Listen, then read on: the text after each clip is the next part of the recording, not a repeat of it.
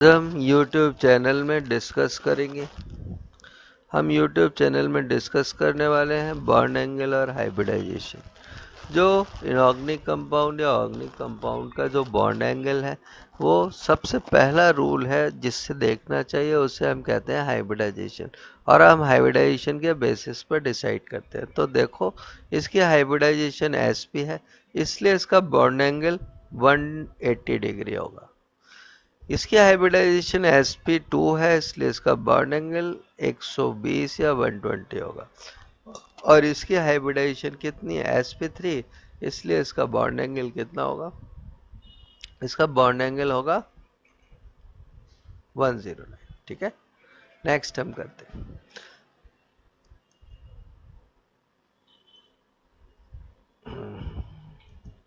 Rule number 2, अगर hybridisation same हुई तब हम क्या करेंगे। अगर हाइब्रिडाइजेशन सेम हुई तो हम क्या देखते हैं कि उसका बॉन्ड एंगल कम होगा जिसके पास नंबर ऑफ लॉन पेयर ज्यादा होंगे। हमने डिस्कस किया H2O में ऑक्सीजन की हाइब्रिडाइजेशन sp3 है और अमोनिया की भी sp3 है और इधर मीथेन की भी sp3। तो अब हाइब्रिडाइजेशन के बेसिस पे तो कर नहीं सकते, तो हमने क्या किया, इसके लॉन पेयर निकाल कर देखे। इसके पास 2 सिग्मा 2 लॉन पेयर, अमोनिया के पास 3 सिग्मा 1 लॉन पेयर और मीथेन के पास 4 सिग्मा 0 लॉन पेयर। तो बच्चों, सबसे कम लॉन पेयर किसके पास हुए, सबसे कम लॉन पेयर मीथेन के पास हुए, इसलिए इसकी बॉन्ड एंगल 109। अमोनिया के पास एक लॉन पेयर है, इसलिए इसका बॉन्ड एंगल 107 और H2O का बॉन्ड एंगल 2 लॉन पेयर की वजह से मिनिमम होगा। अब अगर ऐसा केस आ गया कि हाइब्रिडाइजेशन भी सेम और लॉन पेयर भी सेम, तब हम कैसे देखेंगे। जब ऐसा केस आ जाए तो बॉन्ड एंगल किसके डायरेक्टली प्रोपोर्शनल है, बॉन्ड एंगल डायरेक्टली प्रोपोर्शनल होता है इलेक्ट्रोनेगेटिविटी ऑफ सेंट्रल एटम के।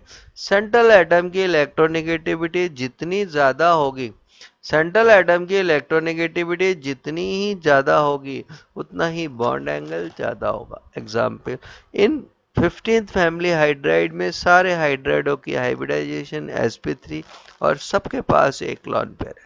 तो अब किसका बॉन्ड एंगल मैक्सिमम होगा, उसका बॉन्ड एंगल मैक्सिमम होगा जिसकी इलेक्ट्रोनेगेटिविटी ज्यादा होगी। तो सबसे ज्यादा इलेक्ट्रोनेगेटिविटी किसकी हुई, नाइट्रोजन की, क्योंकि ग्रुप में नीचे जाने से इलेक्ट्रोनेगेटिविटी कम होती है।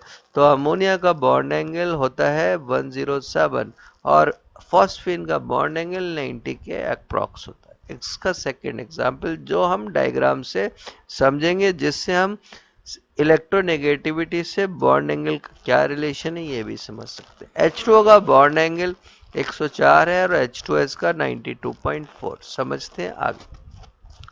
दोनों की हाइब्रिडाइजेशन sp3 है, दोनों में ही लॉन पेयर 2 लॉन पेयर है और 2 सिग्मा बॉन्ड है।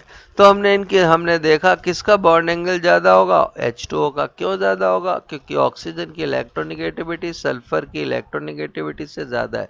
तो अगर सेंट्रल मेटल के एटम की इलेक्ट्रोनेगेटिविटी ज्यादा होती है तो उससे उसके बॉन्ड एंगल में बढ़ जाते हैं। एग्जाम्पल देखो इधर, यहाँ पे हमारा ये सल्फर है और सल्फर ने हाइड्रोजन के साथ में बॉन्ड बना रखे हैं। तो जब हाइड्रोजन के साथ ये बॉन्ड बनाएगा तो क्या होगा, इस जगह पर जो बॉन्ड पेयर होगा, जो दोनों के बीच का बॉन्ड पेयर होगा, वो सल्फर की तरफ कम जाएगा और ये वाला भी कम जाएगा। तो दोनों बॉन्ड पेयर में और सल्फर के लॉन पेयर में रिपल्सन कम होगा। जबकि अगर हम इस वाले केस में देखें तो ऑक्सीजन की इलेक्ट्रोनेगेटिविटी हाई है, हाई होने से इसके जो बीच का बॉन्ड पेयर है वो ऑक्सीजन की तरफ सल्फर के कंपैरिजन में ज्यादा शिफ्ट हो जाएगा। तो ऑक्सीजन का लॉन पेयर जो दो लॉन पेयर इसके पास हैं, वो इन बॉन्ड पेयर को रिपेल करेंगे। रिपल्सन से दोनों हाइड्रोजन दूर चले जाएंगे और बॉन्ड एंगल डिक्रीज हो जाएगा। और अगर अपन कॉम्पिटिटिव लेवल पे पढ़ रहे हैं तो अपने को सिर्फ देखना है, एक्सप्लेन नहीं करना है। अब हम आगे चलते हैं। अब अगर हाइब्रिडाइजेशन सेम हो, लॉन पेयर बराबर हो और सेंट्रल मेटल एटम की इलेक्ट्रोनेगेटिविटी भी बराबर हो, तो अब हम कैसे सॉल्व करेंगे? तब हम कैसे सॉल्व करेंगे, तो हमें फोर्थ कंसेप्ट को देखना पड़ेगा। फोर्थ कंसेप्ट हमारा क्या कहता है, देखते हैं कि bond angle directly proportional to size of surrounding atom होगा और inversely proportional to electronegativity of surrounding atom. जबकि हम थर्ड रूल में सेंट्रल की इलेक्ट्रोनेगेटिविटी देखते थे। देखो, दोनों में ऑक्सीजन की हाइब्रिडाइजेशन sp3, दोनों के पास 2 सिग्मा 2 लॉन पेयर, दोनों ही ऑक्सीजन है, इसलिए रूल नंबर थर्ड अप्लाइड नहीं होगा, 2 अप्लाइड नहीं होगा, 1 अप्लाइड नहीं होगा। अब फिर कौन सा अप्लाइड होगा? अब अप्लाइड होगा 4। तो देखो, दोनों क्लोरीन और फ्लोरीन में से किसका साइज बड़ा होगा? क्लोरीन का साइज बड़ा होगा फ्लोरीन से, इसलिए OCl2 का बॉन्ड एंगल OF2 से ज्यादा हो। इसी का सेकंड कंसेप्ट कि इलेक्ट्रोनेगेटिविटी किसकी ज्यादा है? इलेक्ट्रोनेगेटिविटी सल्फर की ज्यादा, और हमने यहां देखा कि बॉन्ड एंगल सराउंडिंग एटम की इलेक्ट्रोनेगेटिविटी के इनवर्सली प्रोपोर्शनल होती है, इसलिए दोनों ही केसेस से OF2 का बॉन्ड एंगल कम आएगा। हम यहाँ एक थर्ड एग्जाम्पल देखेंगे जो NCERT जो नीट में आ चुका है। H2 की हाइब्रिडाइजेशन sp3, अमोनिया की sp3, या चारों की हाइब्रिडाइजेशन क्या देखी हुई है? sp3। H2 के पास 2 लॉन पेयर हैं जो हम यहाँ पे नोटिस कर सकते हैं, जबकि अमोनिया में लॉन पेयर 1 है, हाइड्रोनियम में भी 1 है और NH4 में 0 है। ठीक है ना? तो जब हम फर्स्ट रूल तो लगेगा नहीं, सेकंड रूल लॉन पेयर का है, जिसके लॉन पेयर ज्यादा उसका बॉन्ड एंगल कम। तो H2 का बॉन्ड एंगल इन चारों में सबसे लीस्ट हो जाएगा और NH4 का बॉन्ड एंगल इन चारों में सबसे ज्यादा हो जाएगा। अब कंपेयर करेंगे अमोनिया में और PH3 में। अमोनिया और PH3 अमोनिया और हाइड्रोनियम आयन में हाइब्रिडाइजेशन इक्वल है, लॉन पेयर इक्वल है, तो हम थर्ड रूल लगाएंगे, इलेक्ट्रोनेगेटिविटी ऑफ सेंट्रल एटम।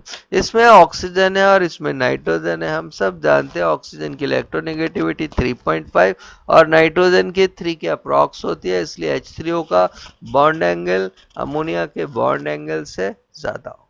हम इस फोर्थ कंसेप्ट की एक और प्रॉब्लम देखते हैं, ईथर में। ये ईथर है, दोनों ईथर की हाइब्रिडाइजेशन sp3, लॉन पेयर 2 है, इलेक्ट्रोनेगेटिविटी सेम है, इसलिए रूल नंबर 4 लगेगा। रूल नंबर 4 कहता है सराउंडिंग एटम का अगर साइज बड़ा है तो एंगल कम हो जाएगा और छोटा है तो बढ़ जाएगा। तो देखो, मिथाइल का बॉन्ड एंगल 10 डिग्री है और इथाइल का बॉन्ड एंगल 118 डिग्री है। ओके, तो जितना साइड सराउंडिंग एटम का साइज ज्यादा होगा उतना ही बॉन्ड एंगल भी ज्यादा होगा। ओके,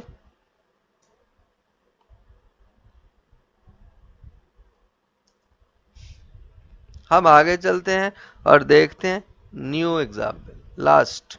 ये अच्छा एग्जाम्पल है जेई के इक्विवेलेंट पे। जेई के इक्विवेलेंट है कि BF3 में हाइब्रिडाइजेशन, BF3 में किसका बॉन्ड एंगल सबसे ज्यादा होगा?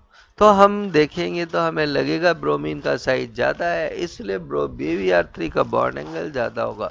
लेकिन बच्चों, क्योंकि तीनों की हाइब्रिडाइजेशन सेम है और लॉन पेयर नहीं है, जब लॉन पेयर नहीं हो तो रूल नंबर 2, 3 और 4 लगाते ही नहीं है। तो सिर्फ हम किससे देखेंगे? हम देखेंगे हाइब्रिडाइजेशन से। तीनों की हाइब्रिडाइजेशन सेम है, इसलिए तीनों का बॉन्ड एंगल कितना